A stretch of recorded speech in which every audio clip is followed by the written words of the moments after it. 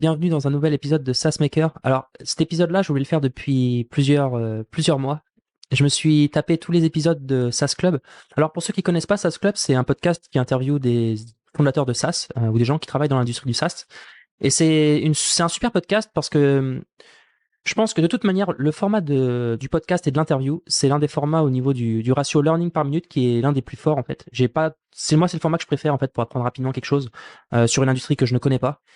Et je me tape souvent, quand je tombe sur un mot podcast, les épisodes du premier au dernier, toujours dans cet ordre-là, jamais du dernier au premier, mais toujours du premier au dernier. Et donc, c'est ce que j'ai fait avec ce podcast-là. Et je prenais des notes sur chacun des épisodes. Alors, ça m'a pris 3 mois, hein, c'était long, parce que chaque épisode dure à peu près 1 heure et demie.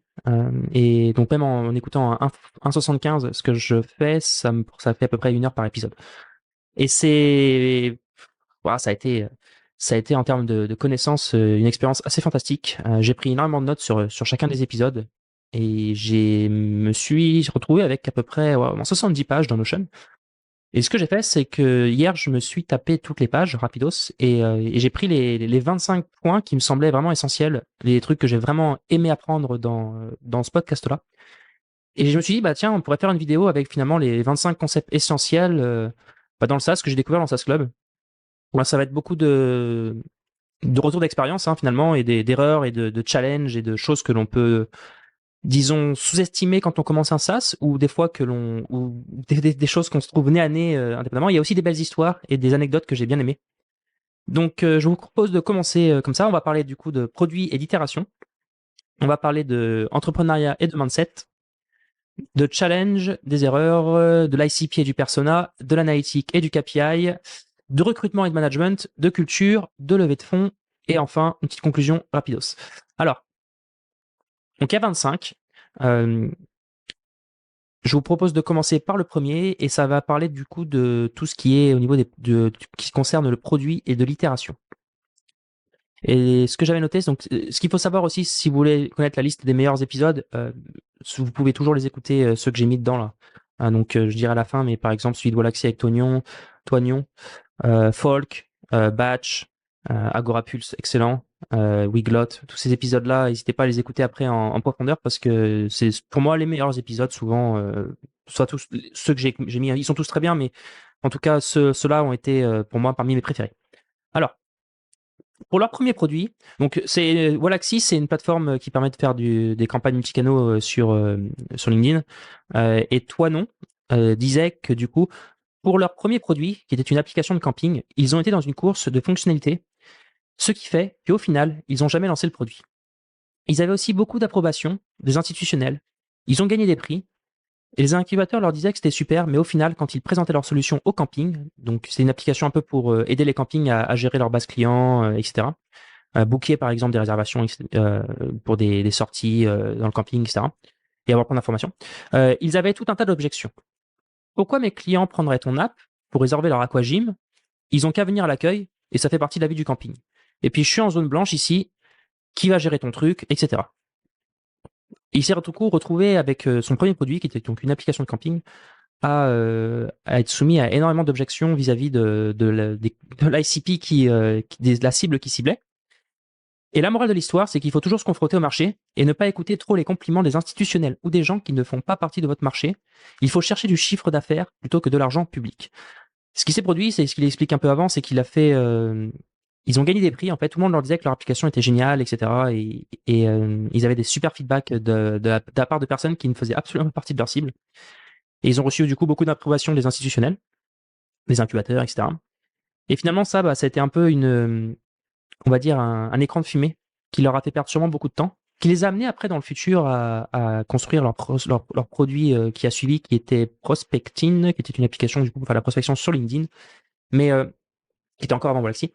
Mais j'ai bien aimé ce passage-là quand il explique ça, parce que ça montre aussi qu'en tant qu'entrepreneur, on a une tendance à s'enfermer des fois dans ce qu'on appelle des biais de confirmation, c'est-à-dire à écouter et à s'enfermer dans des logiques où on se fourvoie, alors que finalement, bah, le marché, il triche pas. Hein.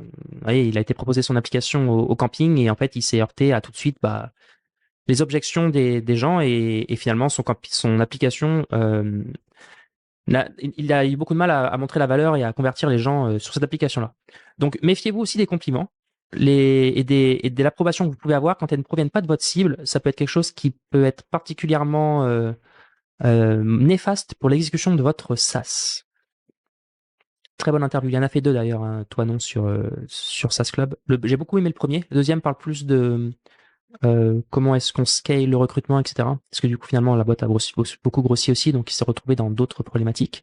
Mais ces deux épisodes que je vous encourage à écouter, c'était assez quali. Alors, la deuxième anecdote, elle provient de Simo Lamendez de l'application Folk, qui est un CRM pour gérer ses contacts. Et il a dit un truc, c'est que ils utilisent beaucoup l'approche de la cadence pour ship des features le plus vite possible. Toutes les 3 semaines, ils essayent de ship une incrémentation majeure du produit à leurs utilisateurs. C'est un jeu d'équilibriste, car il faut aussi continuer à améliorer l'existant. Finalement, la méthodologie, c'est une discipline vivante, alimentée en permanence et qui doit s'alimenter à nos besoins et à s'adapter à nos besoins, plutôt que de nous encastrer dans une méthode qui préexiste. Je suis confronté à ça, comme à peu près n'importe quelle personne qui essaie d'exécuter une startup. L'exécution et l'agilité, c'est un point qui est probablement le nerf de la guerre d'une startup. C'est même, je dirais, ce qui définit, ce qui peut définir la vie ou mort au début d'un SaaS, votre agilité, votre capacité à très vite pouvoir itérer pour trouver là où est-ce qu'il faut ajuster la boussole. Et ça se termine jamais, malheureusement, ce jeu-là. L'agilité, c'est un processus qui est continu et j'ai fait un épisode entier sur ce process-là parce que c'est une question qui m'obsède au quotidien sur comment est-ce que je fais pour être de plus en plus agile et etc. Et c'était très intéressant de voir que. Alors j'ai bien aimé toutes les 3 semaines. Je trouve que essayer de shipper une nouvelle fonctionnalité tous les semaines, c'est too much. Tous les 2 semaines, c'est faisable, mais c'est intense. Et toutes les 3 semaines, c'est quelque chose qui est paraît plus raisonnable. Et surtout après, bah du coup, ça permet d'avoir on va dire une sorte d'habitude et de flow que l'on va mettre en place et on va essayer de s'adapter à cela. Par contre, comme il dit, bah en fait, il faut améliorer l'existant et c'est toujours le jeu d'équilibriste entre on a des bugs actuellement, il faut maintenir des fonctionnalités et comment est-ce qu'on fait pour ajouter aussi d'autres fonctionnalités pour se démarquer de la concurrence ou pour upseller des clients, pour avoir plus de valeur sur le produit, pour mieux convertir, etc. Donc la cadence, c'est intéressant. Et ça me fait penser d'ailleurs à un autre point. Alors, je l'ai pas mis ici, mais je vais faire une aparté sur ce point-là. Je pense que dans le SaaS, ou dans l'entrepreneuriat en général, il faut apprendre à gérer les temps forts et les temps faibles. C'est-à-dire qu'il y a toujours des moments où on a un fort niveau d'énergie sur son produit, et il y a des fois où on a un niveau d'énergie plus faible. Et il faut savoir gérer ces moments d'énergie où c'est faible et où on n'a pas forcément envie de travailler sur son projet parce qu'on est fatigué, etc. Pour en fait se reposer. Moi, je sais que tous les 10 jours à peu près, c'est là où je commence 10 jours de travail forcé, c'est là où je commence à baisser en cadence. Et après, derrière, on se repose quelques jours et hop, on réenchaîne. Et franchement, en grandissant, c'est probablement l'un des trucs où j'arrive beaucoup mieux à écouter mon corps et à m'ajuster sur ça, parce que c'est du long terme, hein, le SaaS. Et alors qu'avant, je continuais à pousser, puis à un moment, t'es complètement mort, en fait. C'est même plus productif. Quand tu commences à avoir mal derrière le crâne, etc., c'est qu'en général, il vaut mieux prendre le temps que son corps se réajuste. Et on va pas se mentir, hein, les sportifs de haut niveau, c'est ce qu'ils font. Hein. J'ai jamais eu l'occasion de vraiment étudier en détail mais c'est ça. Hein, chaque sportif de haut niveau, il gère des forts niveaux d'intensité qui sont les matchs, etc.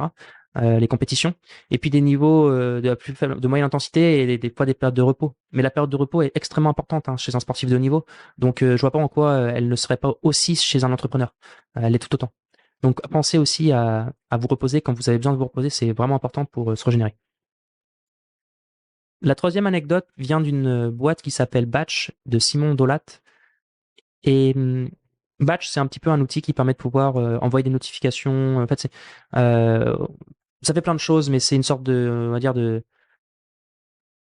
plateforme pour gérer ses clients avec un impact, avec un focus très mobile. Donc ils ont commencé au début avec un SDK qui permettait de pouvoir facilement envoyer des notifications at scale, comme ils avaient une expérience et une expertise là sur ce sujet-là. Et il y a un passage dans son interview où il explique ils ont eu un point d'inflexion en 2018 et ils se sont retrouvés dans un appel d'offres de la Société Générale avec tous les gros du marché. Salesforce, Adobe, Oracle, Microsoft. Donc, que des gros poissons. Et il voulait pas trop y aller, lui, pas forcément un truc qu'il avait envie de faire. Les appels d'offres, il n'avait pas forcément l'expertise là-dessus, et puis il s'est dit, bon, c'est pas forcément mon domaine, etc. Mais ces deux associés, en fait, ils ont vraiment forcé, ils y sont allés quand même. Et ce qui s'est passé, c'est qu'ils ont remporté contre toute attente cet appel d'offres qui venait du coup de la Société Générale pour gérer, j'imagine, toutes leurs bases clients, etc., avec les niveaux des applications mobiles, etc., avec les notifications et tout et tout. Et c'est là où ils ont compris qu'ils pouvaient être la plateforme d'engagement de demain. Et c'est là où l'appétit est venu. Et ça, c'est assez représentatif de l'entrepreneuriat.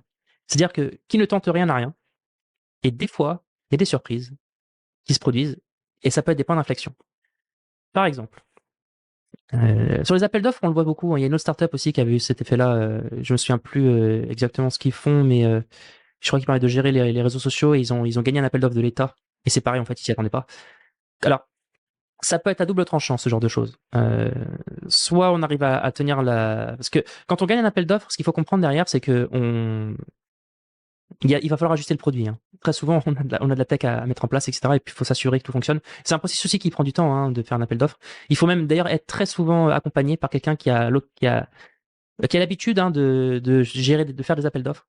Enfin, c'est une erreur. Si on veut vraiment maximiser ses chances de gagner, en général, il y a plein de consultants sur ces sujets-là. Il faut les engager pendant la période où on veut postuler à l'appel d'offres, ce qui va permettre de maximiser ses chances. Et que l'entrepreneuriat aussi, ce que j'ai aimé, c'est que l'entrepreneuriat est plein de surprises, hein. Des fois, on parle dans une direction et puis on s'y attend pas. Et là, ça a été en termes d'ambition derrière quelque chose qui a été un point d'inflexion, comme il explique en 2018, parce que tout de suite, ça a remis l'église au milieu du village, qui était, on veut devenir la plateforme d'engagement de demain. Et si on a gagné contre Salesforce, Adobe, Oracle et Microsoft sur cet appel d'offres-là, finalement, c'est qu'on a l'air insolite, quoi. Et tout de suite derrière s'enclenche une dynamique qui va être totalement différente. Et on en revient aussi à gérer les niveaux d'énergie dans l'entrepreneuriat. Parce que là, par exemple, ça, j'imagine que ça leur a donné une énergie assez forte, qui a tout de suite rayonné et qui s'est matérialisée sur tout un tas de choses dans l'équipe. Et ça se partage très très bien quand on gagne une énergie positive. On va dire, ça se véhicule dans toutes les noyaux d'entreprise. Je pense que si je vais choisir un seul épisode dans SaaS Club, ce serait l'épisode de Agora Pulse de Emric Ernoult. C'est probablement l'épisode où j'ai pris le plus de notes. Je connaissais pas trop cette boîte-là. J'avais jamais entendu parler d'ailleurs de cet entrepreneur, mais qu'est-ce qu'il est fort.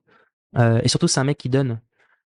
Franchement, on entend tout de suite quand on commence à avoir plein de notes, quand on écoute à peine, on est qu'à 10 minutes du podcast, on comprend que le gars, déjà, il est très sérieux, il sait de quoi il parle. Et surtout, c'est un mec qui donne. Et j'adore, moi, ce genre de personnes qui ont pas peur de donner de la connaissance et qui partagent un maximum de choses.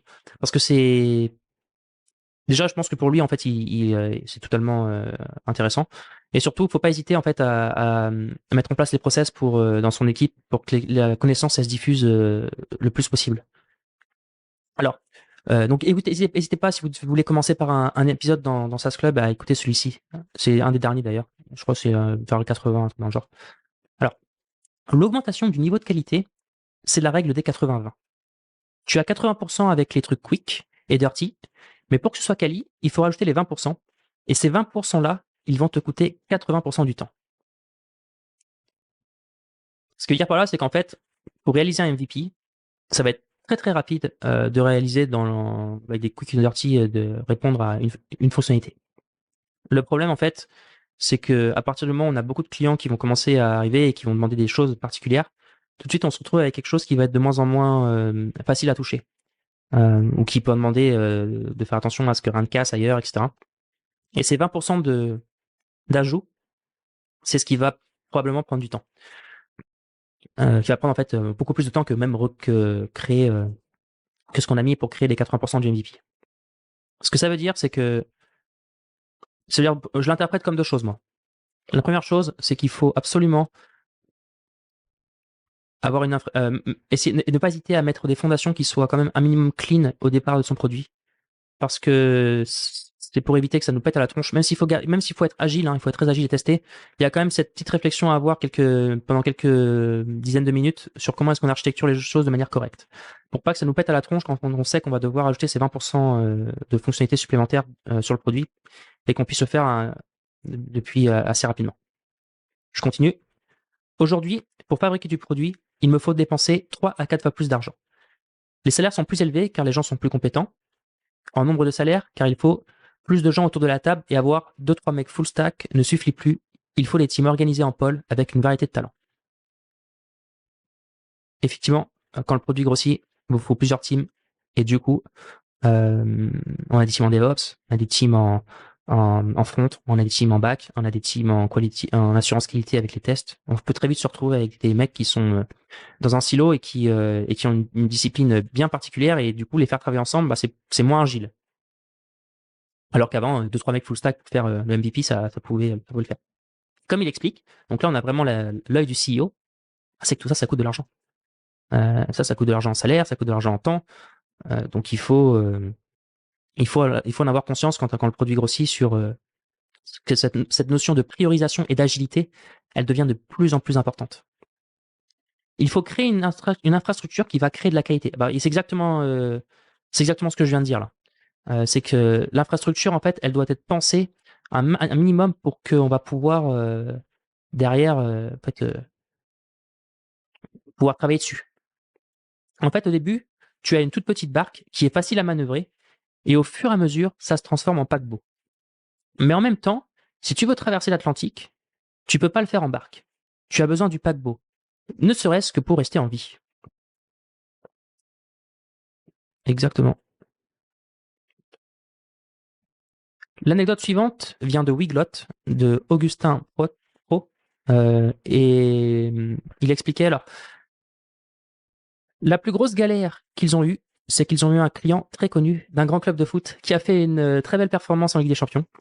Alors, Wiglot, c'est un outil qui permet de pouvoir, on va dire, créer plusieurs langues sur son site. Donc, c'est un outil d'internationalisation avec pour gérer plusieurs langues et avoir un site en français, en anglais, en espagnol, en ce qu'on veut. Et effectivement, ils étaient utilisés par du coup un grand club de foot qui a fait une très belle performance en Ligue des Champions. Il n'a pas voulu dire le nom, donc on ne saura pas. Le site a reçu tellement de trafic qu'il a fait tomber leur API. Ils ont dû les déconnecter et faire un call avec eux pour leur dire qu'ils ne pouvaient pas encore travailler avec eux, car cela mettait down leur service pour tout le monde. Ils ont amélioré leur service et aujourd'hui, ils sont redevenus clients. Alors, j'ai bien aimé cette anecdote pour plusieurs raisons. La première, c'est que à Crisp, on a vécu un truc un peu dans le même genre. C'était Le Monde. Je me souviens, on était à Ikea avec Valérian et, et Valérian il reçoit une notification sur son téléphone que, comme par hasard, à la caisse, quand on était loin, tu vois, le site était down. Et c'était toute la l'API, en fait. Et les chatbox, c'était vraiment une grosse panne. Et donc là, il commence à se bouger pour payer, etc. En plus, il fallait attendre avec la queue, forcément. Et donc, on arrive dans sa voiture, il prend son Mac, il regarde. Et en fait, c'était un développeur du journal Le Monde qui avait foutu le tracking code pour afficher la chatbox sur la homepage du Monde. Alors que c'était censé être utilisé en fait dans un back-office sur, je sais pas, sûrement un espace membre de Le Monde. Et ce qui s'est passé, c'est que bah, ça fait en fait ils ont fait un DDoS sur l'API qui était censé afficher les chatbox et ça a foutu tout en l'air parce qu'il y avait un énorme trafic. Bah, il y a un trafic sur Le Monde qu'il faut pouvoir ajuster en fait. Hein. Quand un afflux de trafic comme ça, c'est quelque chose qui se fait pas, qui demande un petit peu d'adaptation, on va dire. Et eux, c'est ce qui leur sont arrivés aussi. Ça fait tomber l'API. Alors c'est intéressant cette anecdote-là pour deux raisons. La première, c'est qu'effectivement, il faut pas avoir peur de se disqualifier quand ça arrive, parce que de toute façon, il n'y a pas le choix, hein, sinon le service est down. Donc, il faut se disqualifier et dire, écoute, on peut pas gérer la charge, c'est pas grave. Et la deuxième chose, c'est qu'il y a toujours des bonnes nouvelles des fois qui peuvent arriver. Ça les a pas empêchés finalement de redevenir clients, ce club-là. Donc, je sais pas qui c'était, mais en tout cas, ils sont redevenus clients avec dans le futur, dans les mois qui ont suivi, quand ils ont pu adapter la charge. Ce qui fait qu'en fait, un client perdu n'est pas forcément un client perdu pour toujours.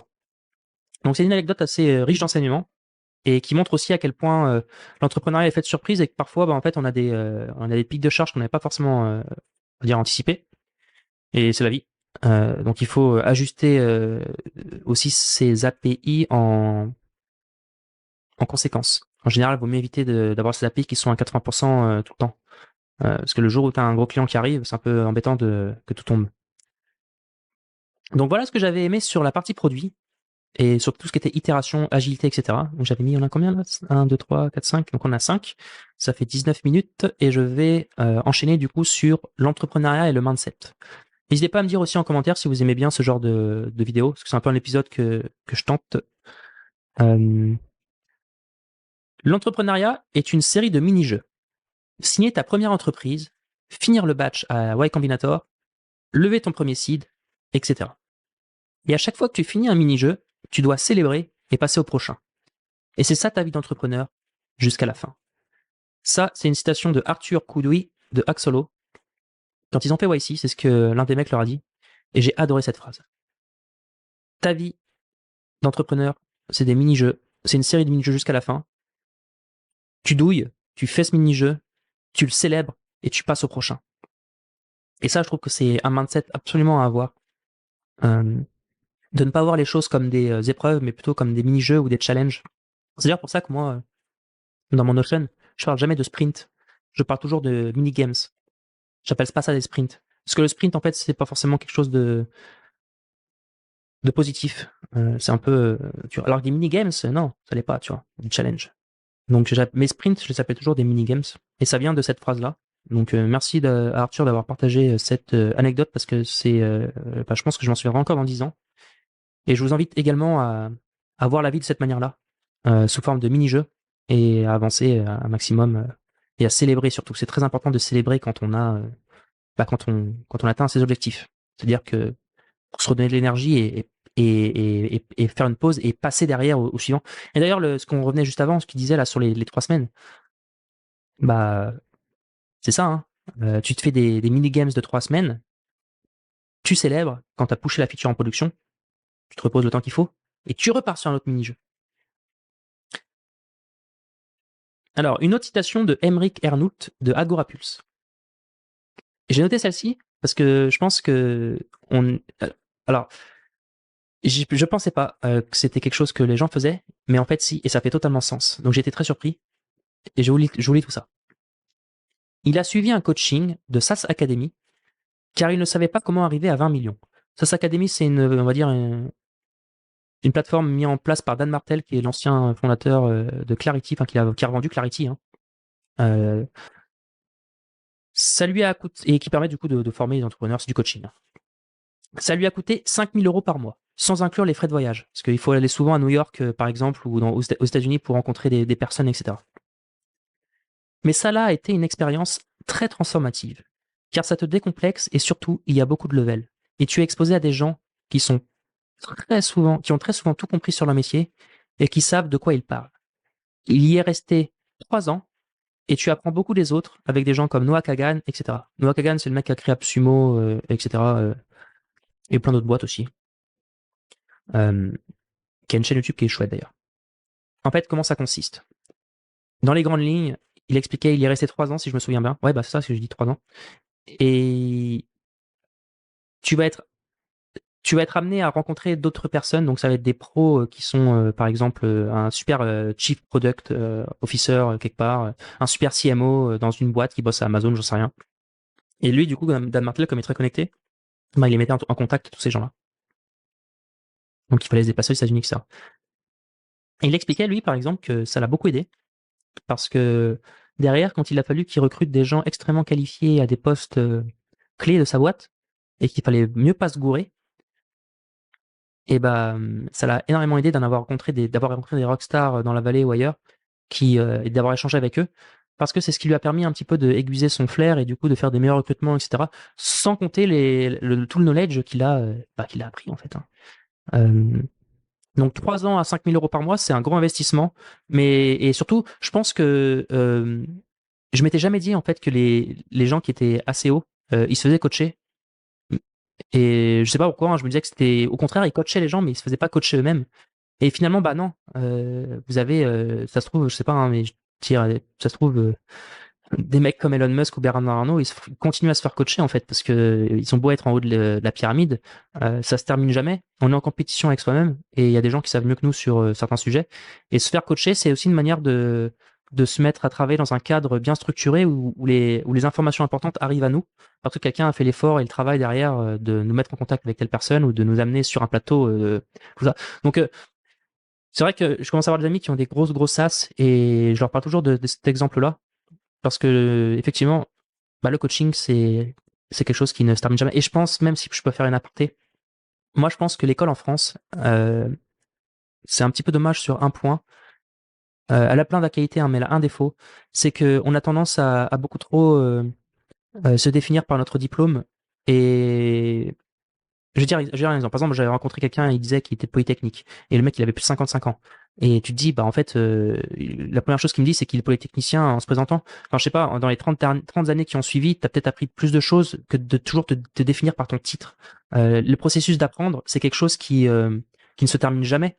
Et en France, on a souvent cette impression que c'est pendant la période d'école. Je parle pas des entrepreneurs, parce que les entrepreneurs, ils savent que tout le monde apprend, mais je parle en règle générale dans la société. Beaucoup de gens pensent que c'est à l'école, on va apprendre le maximum de choses, et après, derrière, ça se termine et on va pouvoir aller travailler. Sauf qu'en fait, ça se termine jamais. La preuve, vous avez un mec comme Emery Arnould qui est, je pense, une rockstar dans son métier, qui continue à se faire coacher. Donc, c'est un processus qui ne se termine jamais. L'école n'est que la première étape d'un système de connaissances qu'il faut acquérir, et derrière, bah, en fait, va falloir se démarrer tout seul et va falloir continuer à apprendre et bien s'entourer.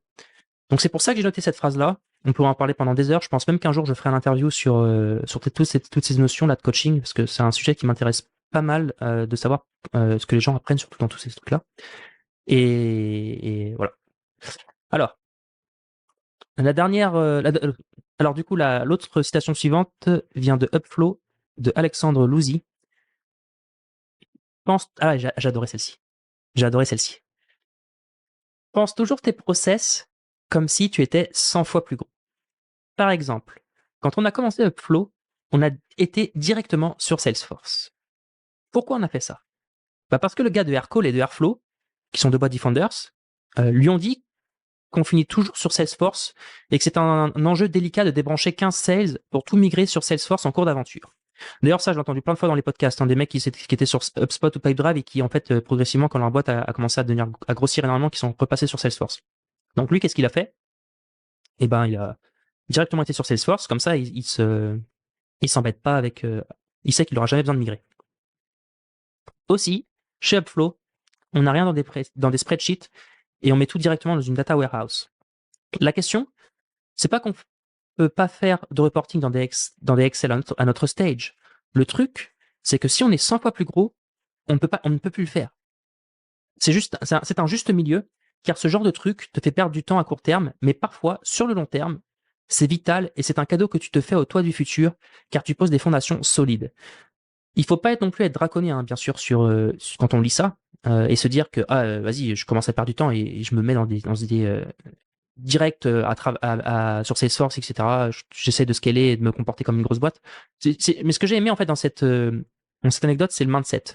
C'est de se dire, ils avaient déjà une certaine taille, hein, mais c'est en fait de toujours se dire, ok, la décision que je prends, elle va me permettre, est-ce qu'elle va pas me péter à la tronche dans 2 ans, si il s'avère que ma boîte passe de 40 employés à 300 ou à 400, ce qui est peut-être dans la roadmap d'ailleurs. Est-ce que ça va me péter la tronche? Ok, ça va forcément me péter la tronche. Donc, est-ce que je devrais pas plutôt utiliser cet outil-là? Quel est le trade-off? Est-ce que cet outil-là que je vais utiliser va me faire perdre du temps? Combien de temps ça va me faire perdre? Est-ce que c'est 2 semaines? Est-ce que c'est 3 semaines? Est-ce que c'est 2 mois? Est-ce que ça va me faire perdre beaucoup de temps dans mon agilité, etc. Ou est-ce qu'au contraire, non, ça va juste me faire perdre une semaine. Par contre, ça va me faire gagner 6 mois le jour où il va falloir migrer. Dans 4 ans, s'il faut. Bon, bah, vu que c'est qu'une semaine, on prend. Le prix à payer par rapport au risque de changer derrière est faible. Et ça, en fait, ce mindset-là, on peut l'avoir sur tout. Moi, je l'ai sur un truc, c'est sur les tests. Ok, les tests en back-end, ça va me faire perdre du temps au début. Mais, finalement, bah, je peux vous dire qu'aujourd'hui, c'est ma boîte, je me rends compte que j'aurais jamais pu la monter sans test. Ça m'aurait pété à la tronche, en fait. Il y avait des algorithmes qui commencent à être bien solides. Et honnêtement, je suis bien content quand ils passent tous derrière, quand j'update un package, et qu'il n'y a rien qui pète. Et d'être sûr, en fait, qu'il n'y a rien qui pète et que tous les tests fonctionnent. Et bah ça, c'est pareil, en fait. Tu te dis, j'ai pensé le process comme si je l'ai 100 fois plus gros. En me disant, bah tiens, s'il y a 4 personnes qui rentrent, bah, en fait, à aucun moment, il y a un truc qui va péter, puisque les 4 personnes, ils vont run tous les tests et ils vont voir en fait que tout marche, ou s'ils pètent un truc, ils vont le corriger derrière et ça va pas péter en production. Par contre, bah tu peux perdre 3 semaines d'adaptation au début, mais ces 3 semaines les vaut peut-être. Donc voilà, pense toujours tes process comme si tu étais 100 fois plus gros, mais bien sûr c'est une règle qu'il faut prendre en faisant un arbitrage intelligent. Sinon, on peut perdre. Le but c'est quand même d'être un minimum agile quand on est une startup au début, hein. Je parle pas des passer de 0 à 1. Là, je pense penser ces process quand on est 100 fois plus gros, c'est pas de 0 à 1, hein. C'est plus, on commence à avoir ce mindset là quand on veut passer de 4 à 100 par exemple, tu vois. L'autre passage que j'ai beaucoup aimé dans SaaS Club, c'est de Benjamin Cohen, de WisePop. WisePop, c'est un outil qui permet de pouvoir finalement mettre en place des pop-up intelligentes sur son site internet. C'est très axé e-commerce. Et il m'a fait changer d'avis sur un point et m'a encore remontré une des beautés de l'entrepreneuriat qui est que chaque chemin est unique, qu'il n'y a aucune histoire qui se ressemble et que ce qui marche pour une startup ne marche pas forcément pour l'autre et qu'il faut pas être dogmatique et qu'en fait, au final, même des fois, on a tendance à savoir qu'on sait beaucoup de choses et qu'il y a des gens en fait qui font des trucs et ça fonctionne. Et vous allez comprendre ce que je veux dire. Il y a plein d'énergie négative dans l'entrepreneuriat qu'il faut réussir à dépasser et à ignorer. On lui a répété sans cesse qu'il ne pourrait pas monter son produit et travailler chez Amazon en même temps, ou que le réaliser avec une agence était voué à l'échec. Il a mis beaucoup de temps à faire le premier pas à cause de cela, car il prêtait beaucoup d'attention. Il leur prêtait beaucoup d'attention à tous ses conseils. Il faut comprendre que dans l'entrepreneuriat, il n'y a pas qu'un chemin possible et que chaque histoire est différente. Il faut ignorer les conseils qui paraissent bienveillants, mais sont en réalité toxiques. Ce gars-là, il a monté son SaaS avec une agence. En gros, une agence de dev. Pas une agence web, c'était vraiment une agence de dev qui est habituée à faire des produits. Moi, si un mec vient me voir demain et me dit je veux monter un SaaS avec une agence, la première chose que je lui dis, tu as 90% de chances que ça se passe extrêmement mal et tu vas perdre tout ton argent. Et en vrai, ne fais pas ça, apprends à coder. Bon, bah lui, visiblement, c'est un exemple qui montre qu'en fait, il a réussi à créer un SaaS qui fait de l'argent en n'ayant aucun contrôle sur la partie produit et en faisant des allers-retours avec son agence et ça s'est extrêmement bien passé et ça a fonctionné parce qu'aujourd'hui, bah, il a des employés, etc. Et puis il a des développeurs, il travaille du coup avec l'agence, il y a des développeurs qui gèrent son produit et il ne fait plus du tout appel à l'agence, mais voilà, ça a fonctionné. Un exemple qui montre qu'il faut pas être dogmatique en fait, parce que moi j'aurais dit arrête mec, tu fais pas ça en fait. Mais si, ça a fonctionné en fait. Donc je pense que le plus important, c'est de toute façon, c'est au pire il aurait perdu tout son argent d'Amazon. Bon bah voilà, hein, c'est que de l'argent. Hein. C'est pas très grave. Hein. Il aurait sûrement appris beaucoup de leçons. Mais la réalité, c'est que ça a fonctionné. Donc c'est pour ça qu'en fait, quand quelqu'un nous demande des fois des conseils, il faut toujours faire quelques pas de recul et se dire que ça sent pas très bon, mais ça peut fonctionner en fait. Donc est-ce qu'on va dire à la personne non, ne le fais pas? Non, il vaut mieux lui dire bah tente. Euh, Pire, tu perdras de l'argent, hein, mais si t'es considéré ok avec cette somme-là, fais-le. Ce qu'il faut savoir aussi, c'est qu'il a monté du coup un deuxième produit après avec cette agence-là, et ça n'a pas marché. Donc ça marche pas à tous les coups non plus. Hein. Mais voilà. J'ai trouvé ça assez fascinant. C'est le premier exemple que je vois d'un mec qui crée un SaaS avec une agence, tout simplement, qui a créé son MVP. Hein, jusqu'à, je sais plus combien il a fait, je crois qu'il a travaillé avec eux jusqu'à 50 000 40 000 de MRR ou 20 000 de MRR, je sais plus. Mais il a travaillé quand même un bon bout de temps avec eux, et ça a fonctionné. Donc ne soyez pas dogmatique avec les entrepreneurs, et surtout avec vous-même. Des fois, en fait, j'ai vu même les meilleurs se tromper. Hein. Des gens extrêmement forts dire que cette boîte-là, elle marchera jamais, et en fait, aujourd'hui, elle marche extrêmement bien.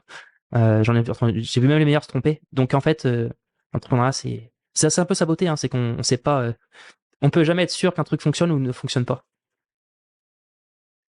On va ensuite passer sur une autre partie de cet épisode qui est les challenges et les erreurs que les entrepreneurs ont du coup partagé. Ce qui a été le plus dur, donc là c'est une citation de François Wyss de Hubble. Ce qui a été le plus dur, c'est de tenir sa vision. C'est compliqué, surtout quand tu as des signaux contradictoires. Tu as très vite tendance à vouloir ajuster, à être réactif sur les nouvelles infos que tu as. Il faut savoir trier les signaux faibles du bruit. Sans une force de caractère et une vision très claire de ce que tu veux faire, cela va être très dur de prioriser efficacement et de se concentrer sur une seule chose. Il faut être radical sur les clients qu'on essaye d'atteindre et dire non à ceux dont ce n'est pas le moment de parler.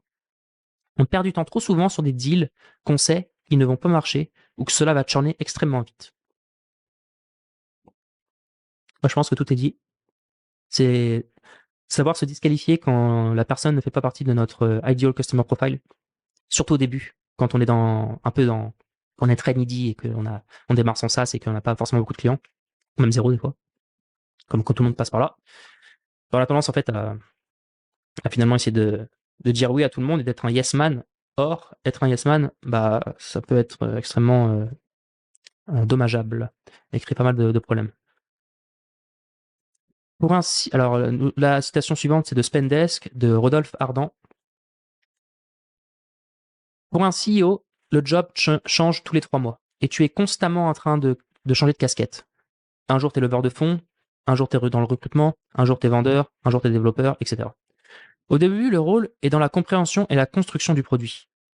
Mais peu à peu, le produit devient l'entreprise et il faut switcher le focus pour construire la bonne gouvernance d'entreprise, pour créer un système qui soit durable dans le temps et pour réussir à s'enlever de l'équation le plus vite possible et ne pas devoir prendre des décisions partout. Sinon, forcément, tu deviens le facteur limitant et ça va être impossible de passer à l'échelle. Car les équipes étant censées être les plus talentueuses pour prendre les décisions n'ont pas été assemblées. Ça, c'est une remarque totalement pertinente de quand ton SaaS commence à grossir énormément et que tu commences à avoir beaucoup d'employés. Dans l'hypercroissance, le CEO, il est amené à avoir plusieurs casquettes. Ça, c'est et ton métier, il change tous les 3 mois, comme il explique. C'est quelque chose qui est particulièrement intéressant et épanouissant, je pense. Par contre, c'est très intense. Et ce qu'il faut comprendre, c'est que lui, il l'a fait très souvent, il l'a fait très vite. Il a essayé de recruter les personnes les plus talentueuses au bon poste parce qu'il s'est toujours dit que si toutes les décisions que l'entreprise doit prendre passent par lui, ça devient le facteur limitant et du coup, ça va ralentir absolument l'exécution. Donc, un très gros focus qu'il a mis en place, c'est de trouver les bonnes personnes, les mettre aux bons endroits et réussir progressivement à s'enlever de l'équation.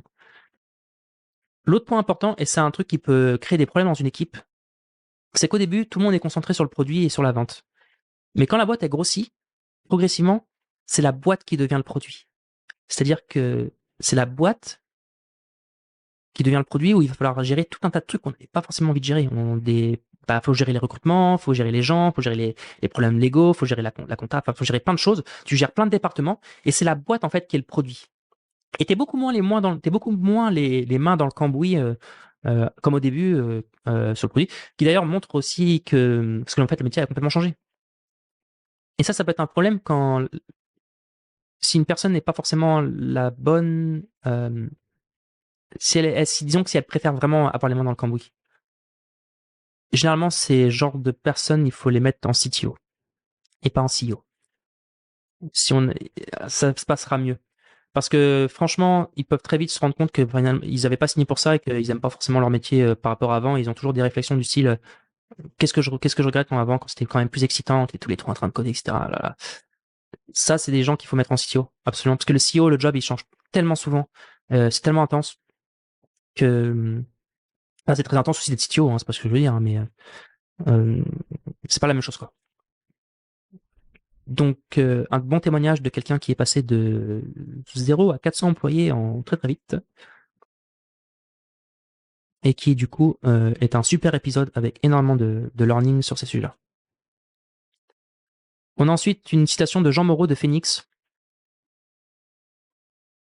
C'est le plus difficile à faire, mais c'est aussi pour ça que tu es payé en tant que fondateur dans une boîte qui scale et qui fait des levées de fonds successifs. C'est de savoir s'entourer des bonnes personnes au bon moment et parfois débrancher proprement des talents qui te font passer de 0 à 1, puis de 1 à 10, pour prendre ceux qui vont te faire passer de 10 à 50, etc. Car c'est plus simple de prendre des gens qui l'ont déjà fait et qui vont dérouler un playbook et des habitudes qu'ils ont acquis par l'expérience et qu'ils maîtrisent, que de prendre des gens qui n'ont jamais fait. Ça me rappelle un truc, c'est que je me souviens plus qui avait dit ça, je crois que c'était Emmerich Arnault qui disait que, je sais plus, mais en gros, que quand une boîte elle grossit, en fait, à partir d'un moment, t'as 20% des effectifs qu'il faut renouveler et qui sont plus du tout à leur place dans la boîte, parce que la boîte a énormément grossi. Et moi, par exemple, ça aussi, je sais que je suis quelqu'un qui est plutôt bon, je pense, pour passer de 0 à 1 ou de 1 à 10. Mais j'ai jamais fait, mais de passer 10 à 50, je suis pas certain d'être la bonne personne. Et si je m'étais retrouvé dans une boîte qui l'a fait, peut-être que je me ressentirais plus du tout à ma place pour l'étape de passer de 10 à 50. Et qu'en fait, à ce moment-là, faut, soit tu t'adaptes, soit tu repars, en fait, dans une autre aventure. Et quand t'es CEO, il faut savoir gérer ça, avoir cet œil pour détecter des profils qui ne sont plus du tout à leur place et pouvoir en fait les débrancher proprement et reprendre les talents qui eux l'ont déjà fait. Et c'est aussi un des avantages aux États-Unis par exemple, c'est que eux, alors ça change un petit peu en Europe parce qu'on a quand même pas mal de boîtes qui marchent bien ces derniers temps, mais aux États-Unis ils ont énormément de gens par exemple qui sont passés de 100 à 1000 employés et qui ont vécu plusieurs fois ces phases-là en fait. Alors qu'en France, quand tu as besoin de passer de 100 à 1000 employés, c'est beaucoup plus difficile de trouver des gens qui l'ont déjà fait en fait. qui sont déjà retrouvés dans cette hyper croissance là. Et je me souviens plus qui disait ça, mais il disait que du coup, il recrutait beaucoup d'Américains quand il était en cette phase-là parce que il les mettait au bon poste et derrière, il déroulait le playbook, quoi. Et une anecdote donc que j'ai bien aimé de Phoenix, qui est un épisode super intéressant. Phoenix, c'est un petit peu, enfin, ils font plein de choses, hein, mais en tout cas, ils ont une partie qui est un concurrent de Too Good To Go, l'application qui permet de acheter des paniers repas des invendus dans les boulangeries, etc. L'autre partie concerne les ICP et les personas. J'ai voulu la mettre parce que franchement, ça, je pense que ça paraît simple, mais ça ne l'est pas vraiment. Et je me suis fait avoir sur ça et j'aurais aimé être plus intelligent. C'est que moi, je me suis retrouvé avec deux personas et quand tu gères deux personas, c'est compliqué. Donc en fait, j'ai essayé de retrouver des citations qui ont vécu la même chose. C'est un truc qui leur a fait mal d'avoir deux personas. Donc ça, c'est une citation de Asso Connect, Arnaud Lataille. La communication et le messaging est en soi différents et ils ont mis beaucoup trop d'énergie à essayer d'adapter chacun de ces communications et du messaging pour chacun de ces deux personas-là. Il faut se forcer à être focus partout, dans tout ce qu'on fait. Et ça, clairement, avoir deux personas, c'est difficile. Hein. Très, très, très, très difficile. Ça demande on a même des fois l'impression d'être un peu schizophrène parce que on a des fonctionnalités qui sont très attirantes pour un persona et qui ne le sont beaucoup moins sur d'autres. On a des niveaux de churn qui sont totalement différents entre deux personas. On a les propositions de valeur qui changent et en fait, on est tout le temps obligé de s'adapter. Alors que quand on dit, OK, bah, mon personnage, je sais pas, c'est par exemple les SaaS. Voilà, on a un SaaS bien défini. Personnage bien défini. On se retrouve dans un jeu où t'as des SaaS et t'as aussi des agences et t'as aussi des SMBs et t'as aussi des enterprise. Voilà. Là, t'as intérêt si tu démarres comme ça, en général, ça se termine jamais bien. Il y a un moment, tu dois être focus sur un seul ICP. L'autre citation vient de Collect de Alex Delivet, qui a aussi un autre podcast que je suis en train d'écouter, qui s'appelle SaaS Connection. Et il disait que l'une de ses erreurs, c'est d'avoir voulu faire quelque chose qui était un peu agnostique à tout type de secteur, en s'y disant que c'était une problématique que plein de boîtes ont et qu'il n'y avait pas besoin de verticaliser. C'est-à-dire de travailler sur une niche bien identifiée. C'était du coup beaucoup plus difficile de savoir où aller. Il y a aussi une problématique de toi, de ce qui t'anime en tant que secteur. Tu as des marchés qui peuvent avoir un besoin, mais qui ne t'excitent pas. Donc pour autant verticaliser et essayer d'être le meilleur sur cette verticale-là. Et honnêtement, bah ça j'ai trouvé que c'était un super conseil aussi, parce que il met en avant deux choses. Il met en avant effectivement qu'il faut être focus sur un persona, même si on a l'impression d'avoir un produit qui cible tout le monde. Finalement, l'un des meilleurs moyens de se différencier, c'est de se concentrer uniquement sur un seul et unique persona ou une seule et unique fonctionnalité. C'est d'ailleurs ce qu'a fait Tweethunter. Tweethunter, c'est une boîte qui a extrêmement bien marché parce qu'ils se sont concentrés uniquement sur Twitter. Donc, en fait, des boîtes comme Buffer, etc., ou Hootsuite, ou ce que vous voulez, qui ciblaient énormément de plateformes, bah lui, vu qu'il ciblait uniquement Twitter, il a pu permettre d'aller beaucoup plus en profondeur sur ce réseau et d'être beaucoup plus pertinent pour les gens qui cherchaient un outil de community management ou j'en sais rien sur Twitter, ou pour créer des tweets, etc., des Twitter threads et compagnie. Il était beaucoup plus pertinent parce que lui, tout ce qu'il faisait, c'était juste Twitter. Et ça lui a permis de grossir plus vite et de aussi rendre la compétition impertinente. Donc, se concentrer sur une niche, c'est pas forcément être pas ambitieux, etc. C'est être beaucoup plus focus et surtout avoir une manière de pouvoir se différencier et de rendre la concurrence des fois impertinente sur la verticale dans laquelle on a essayé de cibler. Ça, c'est le premier point. Le deuxième point que j'ai aimé dans ça, c'est que il explique qu'il faut aussi prendre une verticale qui t'excite. C'est bien de faire les choses pour gagner de l'argent. C'est bien de faire les choses parce qu'on a envie de devenir populaire ou ce qu'on veut. Mais à un moment, c'est aussi bien mieux pour le long terme de travailler dans un secteur dans lequel tu as envie de travailler. Tout le monde n'a pas cette chance, euh, mais si on peut le faire, honnêtement, des fois, entre deux verticales qui se valent, on va dire, ou je sais pas, même si on a une qui fait moins d'argent que l'autre, c'est peut-être plus judicieux de prendre celle dans laquelle vous êtes plus excité. Parce que vous serez plus facilement un expert de cette verticale-là, parce que vous prenez du plaisir à travailler dedans, et que du coup, votre produit sera mieux et tout sera mieux, et finalement, peut-être même vous ferez plus d'argent juste parce que vous serez beaucoup plus un expert dans cette verticale-là. Revenir à Tweethunter, j'imagine que les gens qui ont créé Tweethunter étaient probablement beaucoup plus fans de Twitter que de LinkedIn ou d'Instagram ou de je ne sais pas quel autre social network. Donc ils sont partis là-dessus. Alors peut-être que finalement la cohérence économique aurait été de se concentrer sur Instagram parce qu'Instagram est plus grand, plus d'argent à faire, etc. Ou sur TikTok, ou j'en sais rien, une grosse croissance de TikTok, etc. Non, ils sont allés sur Twitter parce qu'ils kiffent. Donc voilà ce que j'avais à dire sur les ICP. J'ai trouvé ces 2 conseils extrêmement pertinents et notez-les bien si vous démarrez un SaaS. Concentrez-vous toujours sur une seule et unique ICP dans une verticale bien identifiée. L'autre partie concerne du coup l'analytique et les KPI. On va parler du churn. Thibaut Clément de Loomly. Alors Thibaut Clément, c'est un podcast aussi qui est super intéressant qu'il a fait. Il y a plein d'anecdotes assez marrantes. Il a monté la boîte Loomly avec sa femme en ayant une agence au début. Et Loomly, c'est pareil, c'est un outil qui permet de gérer des calendriers éditoriaux pour la publication sur les réseaux sociaux. Et son histoire, elle est assez marrante. Il y a plein d'anecdotes. Par exemple, il a gagné une green card. Et il s'est retrouvé du coup aux États-Unis avec sa femme. Et une green card à la loterie. Enfin, des gens qui connaissent le système, ils savent que c'est pas simple à avoir et que ça demande de la chance.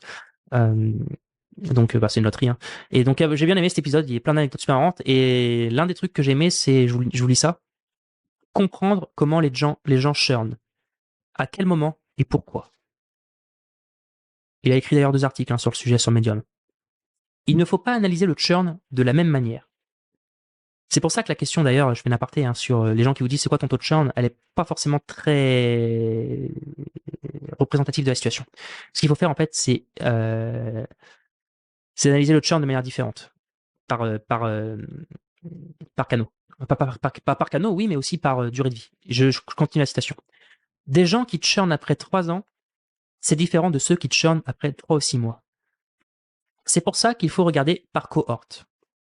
Mécaniquement, quand on scale et qu'on rajoute beaucoup de clients, on va augmenter le churn global, mais pas forcément celui de ceux qui sont clients depuis plusieurs années. Il faut donc comprendre le profil de ton churn et regarder par cohorte. Il y a une période d'antériorité qu'il faut absolument prendre en compte lorsque l'on parle de churn. Et ça, c'est vrai. Par exemple, il faut commencer à s'inquiéter quand les clients qui sont clients depuis 6 mois churn énormément. Là, il y a un truc très bizarre. Par contre, comme il explique, peut-être que votre churn il augmente parce que vous avez fait une campagne qui a extrêmement bien marché. Je sais pas, un Product Hunt par exemple. Ça a attiré tout un tas de personnes qui sont venues tester votre produit, qui ont mis la carte, qui ont pris un mois, et puis ils se sont rendus compte c'était pas forcément pour eux, et du coup ils ont churné derrière. Et donc vous avez un taux de churn qui augmente. Mais est-ce qu'il faut s'inquiéter? Bah, pas vraiment si ça fait pas de churner ça a juste fait de churner en fait les mecs qui sont venus tester le produit. Ça veut pas dire que votre produit est en mauvaise santé.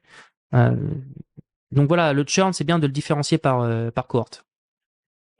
L'autre métrique importante, que c'est vrai que c'est un truc que je regardais pas, c'est alors j'ai marqué Baptiste Jézéquel, mais c'est JB, Jean-Baptiste Jézéquel de Eva Boot, qui avait dit ça, et on va parler du time to value.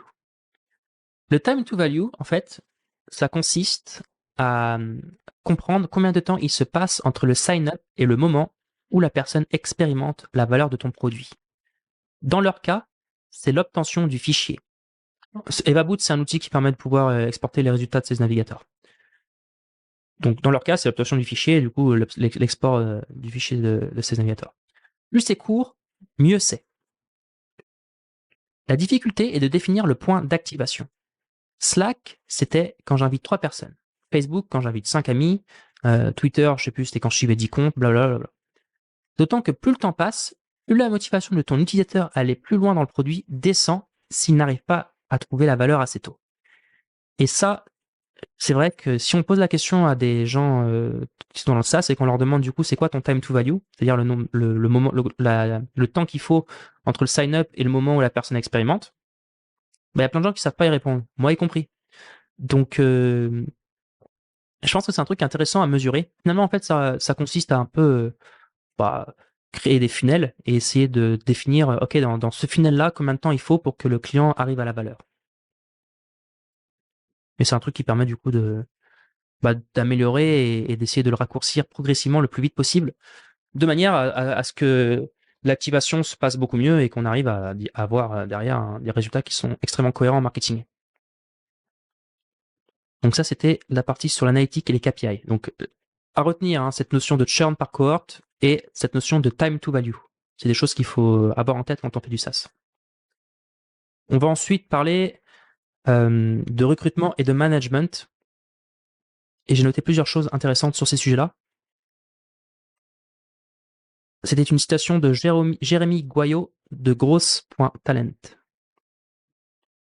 Il a appris un truc super important à Spendesk. Jérémy, il a bossé à Spendesk, en fait. C'était un des premiers employés de Spendesk. Et c'est lui, d'ailleurs, je crois, qui a été responsable de mettre en place la grosse team chez Spendesk. Et du coup, l'un des trucs importants qu'il a appris à Spendesk, c'est que quand tu recrutes énormément, les 30 premiers recrutements sont extrêmement clés. Et il faut recruter deux typologies de personnes. Des leaders, c'est-à-dire des gens capables de fédérer une équipe et d'inspirer les autres pour tacler des problèmes, ou des teachers, c'est-à-dire des gens capables de partager leur expertise avec les autres en documentant leur savoir de façon pédagogue. Ce sont des gens et des profils de personnes extrêmement core avec qui tu vas pouvoir construire autour d'eux. Et on en revient à la citation d'avant, dont j'ai oublié le prénom de la personne qui dit ça, mais en gros c'était de pouvoir mettre en place les bonnes personnes au bon poste pour qu'ensuite derrière eux ils puissent construire les équipes. Et quand tu as trouvé ces personnes-là, c'est généralement des profils qui vont apporter énormément de valeur dans une boîte. Et c'est l'un des trucs qu'il expliquait à Spendesk, finalement, c'était que les 30 premiers recrutements sont extrêmement importants. Et trouver ces personnes-là, trouver ces profils de personnes, c'est quelque chose qu'il faut avoir en tête quand on est dans ces logiques de scale et de recrutement intensif. Parce que trouver ces bons profils-là, donc il appelle ça, lui, les leaders et les teachers, en fait, on va pouvoir construire autour d'eux et ça va être une manière de pouvoir tout simplement rendre les décisions asynchrones dans chaque équipe et qu'elles ne passent pas du coup tout le temps vers le CEO. L'autre citation vient de Addictive de Xavier Mariani et qui expliquait, alors il avait dit ça vers la fin de son épisode, quand il y a un doute, il n'y a pas de doute. Je sais que c'est pas si simple à appliquer et cela demande une vraie rigueur. Car des fois, tu as un besoin extrêmement fort à un poste et tu as besoin de staffer rapidement. Mais à chaque fois qu'on avait un doute sur un candidat et qu'on y a été, dans 100% des cas, on l'a regretté. Il faut absolument suivre ses intuitions lorsqu'elles sont particulièrement fortes d'ailleurs. C'est un conseil qui paraît bateau, dans le sens où on se dit bah oui, si t'as un doute, t'y vas pas. Mais en fait, quand on est dans le feu de l'action et qu'on doit recruter 40 personnes par mois, il y a un moment où finalement on peut baisser la garde. Et lui l'expliquait, donc ça je le retiens. Quand tu as besoin de staffer rapidement, t'as un besoin fort à un poste, des fois, et tu te dis, bon, on pense que ça va le faire avec ce candidat-là, on croise les doigts et on y va. Et bah lui, il dit non, t'y vas pas. Tu continues. Parce que si t'as un gros doute sur la personne, en fait, dans 100% des cas, eux, ils l'ont toujours regretté. Et ça leur a fait perdre plus de temps qu'autre chose. Donc en général, c'est mieux de passer son tour et de aller au candidat suivant. Quand il y a un doute, il n'y a pas de doute. Voilà, c'est une citation que j'avais entendue il y a longtemps. Je crois que c'est les Rothschild qui avaient dit ça au début. Enfin, la première fois que j'ai entendu, je crois que on l'avait attribué aux Rothschild.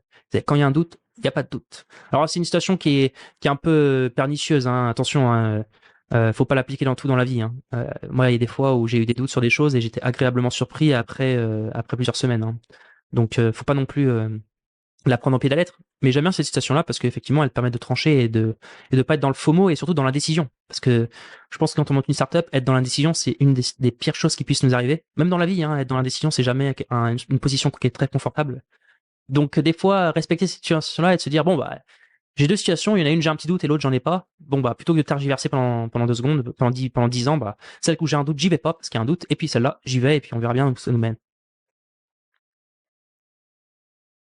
Alors, l'autre citation vient de Time de Maxime Digg. Time avec 2 I. T-I-I-M-E. Alors, je sais plus exactement ce qu'ils font. Un employé qui délivre et qui part dans une autre entreprise pour une augmentation de 5 000 euros te coûte beaucoup en coût de recrutement pour le remplacer. Ils en ont eu 2 qui sont partis pour cette raison. C'est pour ça qu'ils ont des discussions annuelles avec un formulaire aussi pour que chaque employé puisse justifier d'une augmentation ou non. Ils ont aussi capé l'augmentation à 10% comme garde-fou. Et les gens sont de toute façon, dans l'ensemble, responsables, car ils ont une moyenne de 6 à 7% environ, et 1% des demandes ont été retoquées. Et ils ne veulent pas aussi que les salaires soient publics, parce que le rapport à l'argent est un sujet très complexe, mais ça ne doit pas être un tabou non plus. Ça, c'est une problématique qui vient forcément pour les sujets d'augmentation, tout le monde y est confronté. Et encore plus, je pense, aujourd'hui, dans une période où l'inflation est de plus en plus grande, et forcément, il n'y a pas... Il n'y a pas de raison que ça change, surtout qu'on est en Europe et que je vous rappelle que l'énergie fossile vient pas de chez nous. Donc, et comme le PIB est souvent corrélé aussi beaucoup à l'apport d'énergie qu'on fait rentrer dans un pays, je vous recommande d'ailleurs les formidables conférences de Jean Covici sur le sujet. suis pas une groupie de Jean Covici, mais il a fait un travail absolument exceptionnel sur notamment ces cours là qu'il a fait. Je me souviens plus, dans une école d'ingénieurs, aux mines. Je crois que c'est à Paris Mines qu'il a fait. C'est absolument génial. Et donc du coup, il n'y a pas de raison que on va avoir une inflation qui est forte en Europe, et ces problématiques d'augmentation vont être un sujet qui va devenir de plus en plus important. Et surtout, ce qu'il explique, alors l'histoire, c'est qu'en fait, il avait 2 employés qui étaient très bons dans sa boîte, enfin très bons, enfin, qui étaient bons, hein, et qu'il voulait garder. Hein. Et un jour, il est venu, les 2 employés sont venus le voir à son bureau et ils sont partis. Parce qu'ils avaient trouvé, c'est 2 développeurs, 2 développeurs back-end, je crois. Ils avaient trouvé une meilleure offre quelque part. Et lui, il a commencé à se renseigner en fait après pour savoir qu'est-ce que c'était cette offre-là. Et finalement, en fait, l'augmentation, c'était juste 5. Au lieu d'être payés 50 000 euros par an, ils étaient payés 55 000. Et il s'est dit, mais en fait, c'est complètement con parce que moi, les 55 000 euros par an, je leur aurais donné. Parce que le problème, c'est que là, bah, il va falloir que je me retrouve. En plus, c'était 2 personnes qui faisaient leur travail. Ils étaient sérieux. Là, moi, il va falloir que je recrute 2 autres profils, que je les reforme. Bah, ça va me coûter largement plus que l'augmentation de 10 000 de 5 000 euros, ça fait 10 000 euros pour les deux, qui vont me coûter à l'année. Ne serait-ce que juste que par les agences de recrutement, rien que ce qu'ils prennent. Et ça, c'est un truc que j'ai vu souvent. C'est vrai que c'est un peu tabou l'argent, et on peut avoir des employés qui se barrent parce qu'ils ont une meilleure offre ailleurs, alors qu'en fait l'employeur pourrait totalement s'aligner sur cette offre-là. C'est juste qu'il y a tellement de choses à gérer qu'il ne le fait pas. Donc lui, ce qu'il a fait, cette méthode-là, elle est absolument très pertinente. C'est de mettre en place tous les ans en fait une discussion annuelle avec un formulaire où les gens ils peuvent dire écoutez, moi je trouve que cette année-là je mérite qu'on m'augmente de 8% par exemple parce que j'ai atteint tel résultat, et est-ce que ça passe? Et comme il explique, en fait, les gens, ils sont sérieux. Alors, il a mis un garde-fou, hein, bien évidemment. Si un mec, il veut passer de 40 à 80K annuel, en fait, ça peut se mériter, hein, s'il fait du sans boulot, hein, mais lui, il a mis 10% pour éviter les garde-fous parce qu'ils ont beaucoup d'employés à gérer. Et ça, et du coup, les gens demandent 6 à 7% d'augmentation en général. Et il a seulement 1% des demandes qui sont retoquées, qui ont été jugées totalement mauvaises, pas pertinentes. Donc, c'est un truc qui fonctionne, hein. Et puis, on pense souvent que les employés sont des gens qui vont profiter du système. Mais franchement, en vrai, les gens, bon, c'est un peu ma vision, mais je pense que les gens sont assez honnêtes dans l'ensemble, hein, même dans le monde. Hein. Les gens qui veulent vous la mettre à l'envers, ça reste quand même une certaine minorité. On entend beaucoup parler d'eux parce que c'est souvent eux qui font beaucoup de bruit, mais dans l'ensemble, je pense que les gens sont honnêtes. Et encore plus les employés, en fait, hein, parce qu'ils ont tout à perdre à être malhonnêtes dans une boîte, parce que aussi, si ça se passe mal, il faut qu'ils retrouvent un job. Donc, bon, j'ai bien aimé cette manière de gérer les augmentations. C'est pour ça que j'avais mis cette citation-là. Alors, dernière citation sur la partie management et recrutement. C'est une citation de Freddy Milesi de Sequoia. Pas Sequoia, le fonds d'investissement, hein, c'est Sequoia, Sekoia. La seule réussite dont je suis fier, c'est d'avoir créé une équipe, et c'est d'avoir des gens pour lesquels j'ai envie de me battre au quotidien, et pour lesquels j'ai envie de me lever le matin. Et ça, c'est l'une de mes plus grandes motivations. J'ai mis cette citation-là, parce que, déjà, je la trouve belle, et je pense qu'il le pense vraiment, hein. C'est pas juste du bullshit qu'il nous dit pour paraître bien. Je pense que vraiment c'est quelque chose dont il est extrêmement fier. Et en fait, en grandissant, je me rends compte d'un truc, c'est que le bonheur, c'est les gens. Alors, il y a un film qui est génial sur ça qui s'appelle Into the Wild, et c'est d'ailleurs même la conclusion de ce film, hein, c'est que le bonheur n'existe que s'il est partagé. Et je pense que le bonheur, c'est les gens, et que quand on prend une décision dans la vie, et qu'on veut être heureux, hein, si c'est le but de notre vie, hein, c'est que si on veut être heureux, ce facteur humain va être extrêmement important. Et il faut recruter des gens avec qui on a envie de bosser quand on monte une boîte. Des fois, on n'a pas le choix, hein, des fois, il faut aller vite, etc. On n'a pas forcément envie de bosser avec eux, mais le maximum possible. Et ça, c'est Baptiste, hein, de Crisp, qui me le disait. On avait été boire un café un jour. C'était pas très longtemps, d'ailleurs, c'était un mois. Et je lui demandais, est-ce que lui, c'est vrai qu'il a l'œil pour recruter? Il est bon sur ça. Ils se sont passés rarement sur les profils. Il a recruté plein de gens chez Crisp qui sont des gens talentueux et que j'ai bien aimé, à commencer d'ailleurs par Antoine Goret de Crisp. Des mecs qui sont bienveillants, etc. Et je me disais toujours, mais Baptiste, comment tu fais pour trouver les profils, en fait? Parce que faut avoir du flair, et surtout, tu t'es pas trop trompé, en fait, dans les profils que tu as recrutés. Et il m'a dit, écoute, c'est assez simple, faut prendre des gens avec qui on a envie de bosser. Et du coup, tu vois plein de gens, et quand tu peux, ça, c'est un facteur extrêmement important. Est-ce que j'ai envie de bosser avec cette personne? Et Freddy Milesi, c'est un peu aussi ce qu'il veut dire dans cette citation-là. Et ce que j'encourage les gens à faire, c'est que le bonheur, c'est les gens, et qu'il faut prendre des gens avec qui on a envie de bosser. Voilà. Ça paraît simple, mais c'est aussi un très bon critère de recrutement. Alors bien évidemment, c'est quand on a 500 employés et qu'on veut recruter le 501e, des fois, c'est même plus nous qui le recrutons. Donc, mais en tout cas, je pense qu'au début d'une startup, euh, c'est quelque chose qui est clé en fait, de travailler avec des gens avec qui on a envie de bosser. Et c'est d'ailleurs ce qui fera la culture de la boîte. Et on en vient du coup à deux autres citations que j'ai mises dans la partie culture. Alors, la culture, un sujet qu'on entend parler énormément dans les startups, et j'ai deux citations que j'ai bien aimées sur ça. La première vient de Rodolphe Ardan de Spendesk. La culture, c'est pas quelque chose qui se construit. C'est quelque chose qui existe, qui est par essence la somme des individus qui constituent l'entreprise. C'est quelque chose qui se réfléchit ensemble.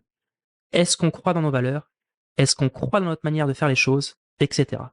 C'est quelque chose de collectif. Et c'est vrai que la culture, c'est quelque chose qui, en fait, est souvent la somme des personnes qui constituent l'équipe. Et c'est quelque chose qu'il faut absolument garder en tête. Je me souviens à The Family, quand j'y bossais, Oussama, il avait dit un truc ultra pertinent, que je me souviens encore et que ça m'avait énormément marqué ce qu'il avait dit. Il avait dit que, en fait, la culture, faut faire attention parce qu'il y a plein de gens qui mettent des posters un peu bullshit au mur, du style avec plein de valeurs, etc. Mais que les valeurs extrêmement fortes dans une équipe, c'est quand on peut aussi dire l'inverse, en fait. Et je vais essayer de vous trouver un bon exemple sur ça. Par exemple, un bon exemple de valeur. La fête. Est-ce que vous êtes des gens... Est-ce que une boîte peut aimer faire la fête, par exemple, célébrer, mais il y a aussi d'autres boîtes, et il n'y a pas de bonne réponse, qui sont pas dans cette culture-là, en fait, de la fête, qui aiment pas forcément célébrer. Ou qui célèbrent assez rarement, en fait, parce que c'est pas du tout... c'est très... On avance. Et il n'y a pas cette notion de célébration, tu vois. Ça, la fête, et c'est une vraie valeur. Et c'est pour ça d'ailleurs que ce family, il mettait cette citation: Partying is a very serious matter. Vous ferez la traduction, hein, et qu'ils organisaient plein de fêtes. Parce qu'en fait, ça faisait partie de leur valeur. Faire la fête, c'était leur valeur aussi. Et c'est pour ça qu'ils organisaient des grands dîners, etc. C'était des gens qui, et d'ailleurs pour les avoir côtoyés, c'est des gens qui aimaient se réunir, manger, faire des repas, parler. Ça faisait vraiment partie de leur culture. Et donc, ça, c'est une valeur de culture. Donc c'est pour ça en fait qu'il faut se méfier aussi des valeurs du style l'honnêteté. Est-ce que vous avez une boîte un jour qui va vous dire, bah en fait, moi, notre valeur c'est honnêteté, simplicité, j'en sais rien, tu vois. Et en fait, ça marche pas parce que l'honnêteté, il y a aucune boîte qui va vous dire l'inverse de ça, qui va vous dire, moi, nous on est vraiment malhonnête. On est des boîtes on fait des choses de manière malhonnête, etc. Ça n'existe pas, ça pas marcher ça. Par contre, faire la fête, vous avez des boîtes qui vont vous dire, ok, nous on fait la fête, et d'autres boîtes qui vont dire, non, non, on ne fait pas la fête, on avance. Faire la fête, c'est pas forcément notre priorité. Nous, on n'a jamais des boîtes de nuit, on n'aime pas se réunir pour manger. Voilà.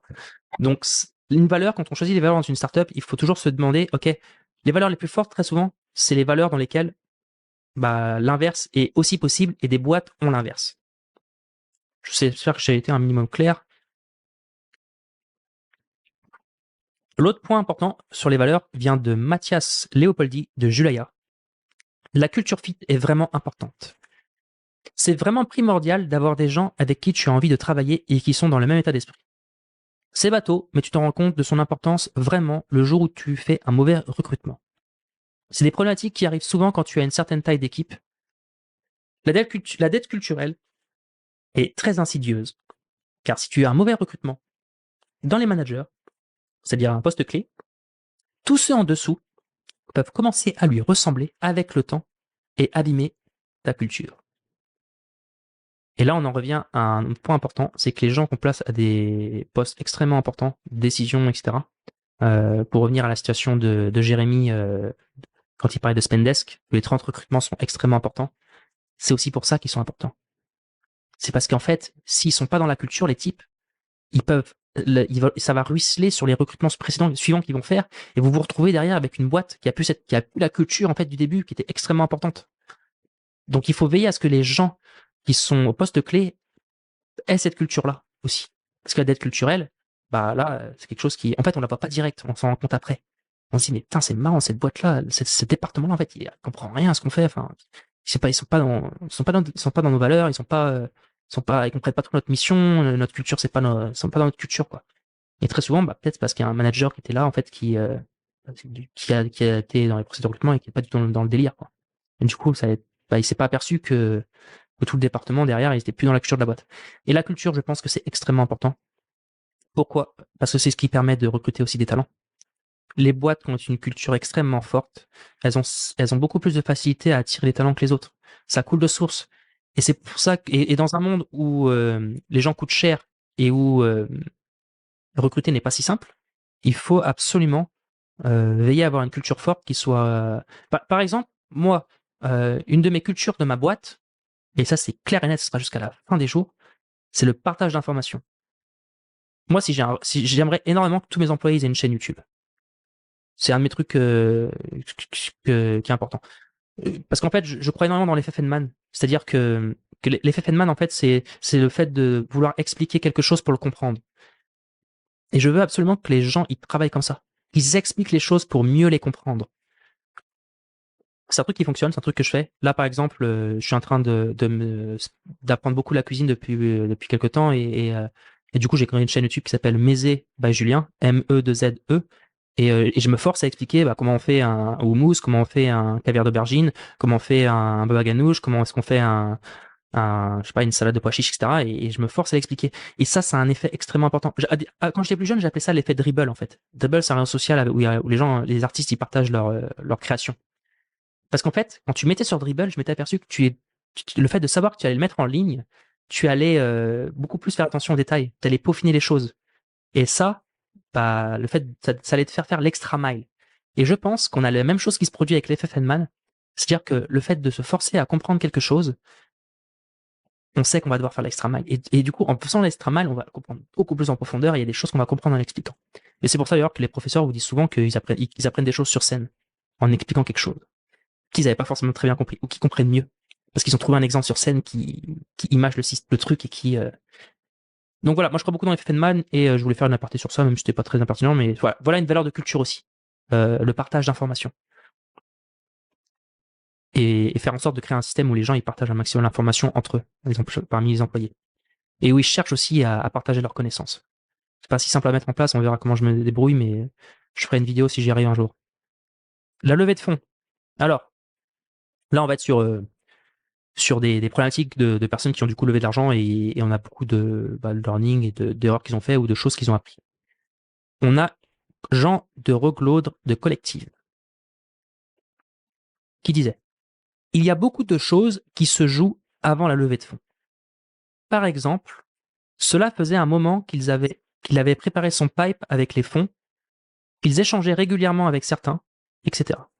Pendant les 6 premiers mois, il consacrait au moins une demi-journée par semaine à construire ce relationnel. 2-3 semaines avant la levée, il y a une phase de prélevé qui est extrêmement importante où l'enjeu consiste à construire ses ressources. Il y en a principalement 3.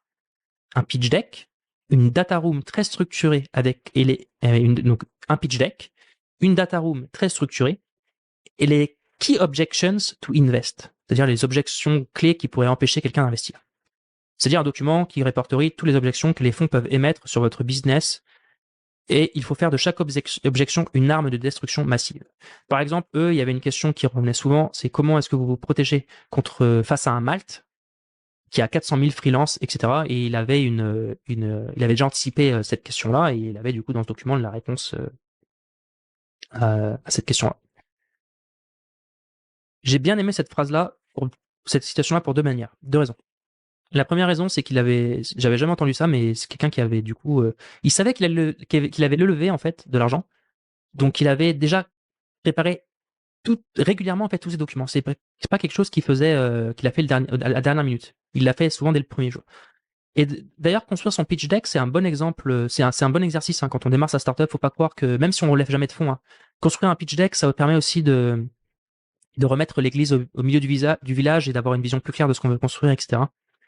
Et ces 3 éléments aussi dont il parle là, le pitch deck, la data room et les key objections to invest, je trouve que c'est un super exercice à faire. Et ça permet du coup de gagner beaucoup de temps quand on va chercher de l'argent auprès des investisseurs. Et le fait de créer du relationnel avec les investisseurs, c'est aussi quelque chose qui va être extrêmement pertinent et intéressant et productif le jour où on a besoin d'aller lever de l'argent avec eux. Ça peut être des choses comme leur partager des articles qu'on a trouvé intéressants, sachant qu'en plus les investisseurs, ils ont besoin de connaître énormément de choses. C'est pour ça qu'ils lisent énormément, ils se documentent beaucoup, parce que c'est l'information qui leur permet de faire les bons investissements. Et pour en avoir vu quelques-uns, effectivement, ils sont très très ils cherchent, l'information pour eux est clé. Donc, quand on leur partage de l'information qui est très pertinente, très souvent, en fait, on remonte beaucoup dans leur estime et ça permet de pouvoir créer un relationnel solide derrière. Donc, faut pas hésiter à échanger avec eux et leur partager des bonnes ressources. La dernière citation, enfin, l'avant-dernière, vient de Rémi Duvou de Ocarito. Ils ont levé 250 000 euros en seed pour gagner en exécution sur le produit. Quand vous levez de l'argent en seed, assurez-vous de l'intégrité des gens avec qui vous parlez et de la valeur de leurs paroles. Pourquoi il dit ça? Eh bien, pendant le Covid, leurs investisseurs ne les ont jamais lâchés. Et ils connaissaient des boîtes avec qui cela n'a pas été le cas. Ils ont eu de la chance d'avoir des invest seed qui étaient des vrais invest seed dans le sens où ils ont investi dans la boîte en croyant à l'équipe et en croyant au marché et dans l'opportunité. Mais qui savaient qu'il y avait encore beaucoup de choses à travailler côté product market fit. Du coup, ils n'étaient pas dans l'obsession des métriques, mais plus dans une démarche d'être avec eux sur comment ils allaient hacker ce marché. Si tu lèves en seed avec des gens qui sont pas dans ce mindset et que tu sais que malgré ce que tu dis dans ton pitch deck, il y a une tonne de choses que tu as encore à découvrir, tu risques de pas être à même de délivrer tout ce que tu disais et ils peuvent t'en tenir rigueur car ils ne comprendront pas forcément ta phase d'itération produit par où tu vas devoir forcément passer ta target market qui change, donc ton ICP, et ton business model qui se modifie pas à pas au fur et à mesure que tu le découvres. Eh bien écoutez, je pense que ça, c'est clé aussi. Il faut savoir que les investisseurs qu'on fait rentrer en seed ne sont pas forcément les mêmes que l'on fait rentrer derrière dans les séries suivantes. Et j'ai aimé cette citation parce qu'il explique que des fois, il y a des événements, des signes noirs, des événements imprévisibles qui arrivent, comme le Covid. Et c'est la merde. Et du coup, d'avoir eu des investisseurs qui croyaient beaucoup dans l'équipe et qui connaissaient la difficulté passer 0 à 1, et ben en fait, ils leur ont pas tenu rigueur et quand il a fallu, j'imagine, remettre au pot ou les aider, ça a été une discussion qui a été beaucoup plus fluide parce qu'ils comprenaient en fait les aléas du marché et ils comprenaient cette phase d'itération. Il faut savoir que quand on fait un pitch deck, on promet beaucoup de choses et que malheureusement des fois, on n'arrive pas à délivrer toutes ces choses-là, ce qui doit être d'ailleurs très souvent monnaie courante, hein. Du coup, avoir des investisseurs qui comprennent ça et qui comprennent cette phase d'itération en seed, j'ai pas dit en série A et en série B, mais en seed, et qui investissent aussi dans l'équipe, qui comprennent que la market, l'ICP peut changer. Alors ça s'est arrivé tellement de fois, hein. Des boîtes qui ciblent par exemple un ICP A et qui se rendent compte que en fait, ils sont complètement à côté de la plaque, c'est l'ICP B qu'il faut cibler parce qu'ils churnent moins, parce qu'ils payent plus, etc. Bah derrière, voilà, hein. Tu perds du temps en fait parce que t'as perdu 6 mois et t'as cramé 6 mois d'argent pour lever parce que il a fallu que tu itères et que tu repointes la boussole dans une autre direction. Et d'ailleurs, une autre citation que j'avais entendue, c'est qu'il faut éviter de lever pour 12 mois, mais plutôt pour 24 mois. Parce que 12 mois, c'est pas assez. Si tu as 12 mois de cash devant toi, ça peut te péter à la tronche et qu'il faut mieux justement avoir pour 24 mois de cash pour anticiper justement ces périodes d'itération ou ces mauvaises décisions qui peuvent des fois te coûter 1 ou 2 mois ou 3 mois ou 4 mois, voire plus, et qui peuvent te mettre dans l'embarras. Donc choisissez vos investisseurs en seed avec une certaine parcimonie, hein, ça coule de sens. Et surtout, ils avaient levé 250 000 euros pour gagner en exécution sur le produit. Des fois, lever de l'argent, c'est ce qui permet d'aller plus vite et de avoir aussi. On recrute aussi beaucoup en seed pour le réseau aussi d'investisseurs. Et aussi, quand on recrute, quand on fait rentrer des gens en seed, en investissement, généralement, c'est aussi bien des business angels d'avoir des gens qui sont déjà passés par des étapes dans lesquelles vous savez que vous allez passer. Parce que ça va vous éviter aussi en fait, vous allez pouvoir les pinguer directement et avoir des gens qui ont dit, écoute, nous, quand on était dans cette problématique-là, voilà ce qu'on a fait ça, ça et ça. Et ce knowledge-là, il est clé, quoi. Nous voici, du coup, à la dernière citation. Alors, elle est très courte. Elle tient en une phrase. Et bah, je l'ai kiffé parce qu'en fait, je pense qu'elle résume bien aussi euh, le but de la vie et pourquoi on fait les choses. C'est une citation de Jean de Roglaude qui expliquait donc de collective. Et je crois qu'elle vient de son beau-père, c'est ce qu'il avait raconté. Et son beau-père lui disait toujours cette phrase-là. Et à la fin, ce qui compte, bah, c'est que dans l'ensemble, on se soit bien amusé. Allez, je vous laisse sur cette phrase-là. Je vous souhaite un agréable week-end et une bonne semaine pour vous. Et n'hésitez pas à vous abonner, à liker si ça vous plaît ou à partager et à me dire un peu ce que vous pensez de ce format-là. J'ai énormément d'autres sujets à aborder sur les SaaS. Donc, bon week-end à vous et à bientôt.